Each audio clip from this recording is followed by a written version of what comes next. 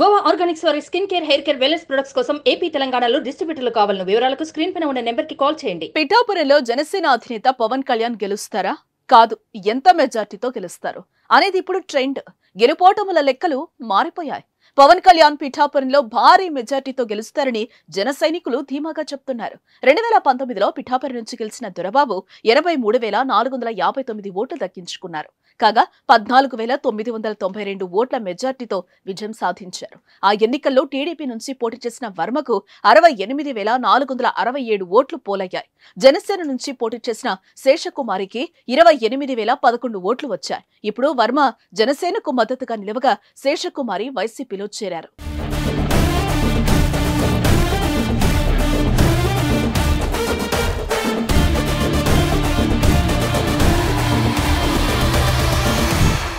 ఇప్పుడు వైసీపీ నుంచి పోటీ చేస్తున్న వంగాగీతకు 2009లో 46,623 ఓట్లు రాగా అప్పుడు వర్మ పైన 1,036 ఓట్లతో విజయం సాధించారు. అదే ఎన్నికల్లో కాంగ్రెస్ నుంచి పోటీ చేసిన ముద్రగడకు 43,341 ఓట్లు పోలయ్యాయి. ఇప్పుడు ముద్రగడ పిఠాపురంలో పవన్ ను ఓడించకపోతే పేరు మార్చుకుంటానని సవాల్ చేశారు. పవన్ విజయం పైన జన సైనికులు పూర్తి ధీమాగా ఉన్నారు. రాష్ట్రంలోని అత్యధిక మెజార్టీ సాధిస్తారని సోషల్ మీడియాలో ప్రచారం చేస్తున్నారు.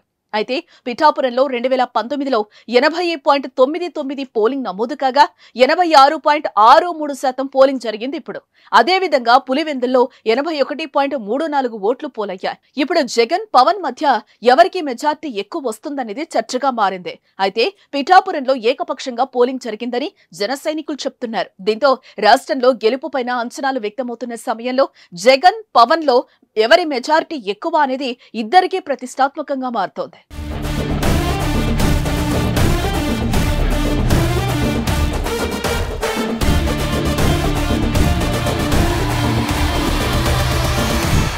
పవన్ కళ్యాణ్ పిఠాపురంలో భారీ మెజార్టీతో గెలుస్తారని జన సైనికులు ధీమాగా చెప్తున్నారు. కానీ ఇక్కడ ఆసక్తికర అంశాలు తెర మీదకొస్తున్నాయి. 2019లో పిఠాపురం నుంచి గెలిచిన దొరబాబు 83,459 ఓట్లు దక్కించుకున్నారు. కాగా 14,992 ఓట్ల మెజార్టీతో విజయం సాధించారు.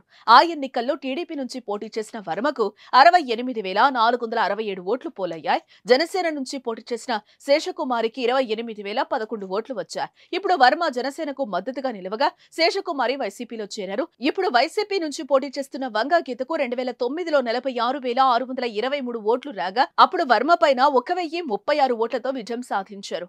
అదే ఎన్నికల్లో కాంగ్రెస్ నుంచి పోటీ చేసిన ముద్రగడకు 43,341 ఓట్లు పోలయ్యాయి. పిఠాపురంలో ఏకపక్షంగా అందరూ జనసేనకు ఓట్లు గుద్దారని, విదేశాల నుంచి వచ్చి మరీ ఓట్లు వేశారని టాక్. ఈ క్రమంలోనే పోలింగ్ శాతం పెరిగిందని చెప్తున్నారు. సీఎం జగన్ పోటీ చేసిన పులివెందుల మించి మరీ పోలింగ్ నమోదైందని గణాంకాలు చెప్తున్నాయి. ఈ క్రమంలోనే పిఠాపురంలో పవన్ మెజారిటీ జగన్ మెజారిటీని బీట్ చేస్తుందని అంటున్నారు.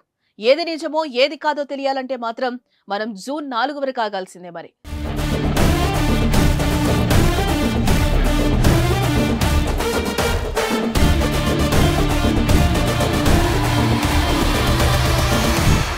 సుమన్ టీవీలో మీ పర్సనల్ అండ్ బిజినెస్ ప్రమోషన్స్ కోసం కింది నెంబర్కి కాంటాక్ట్ చేయండి.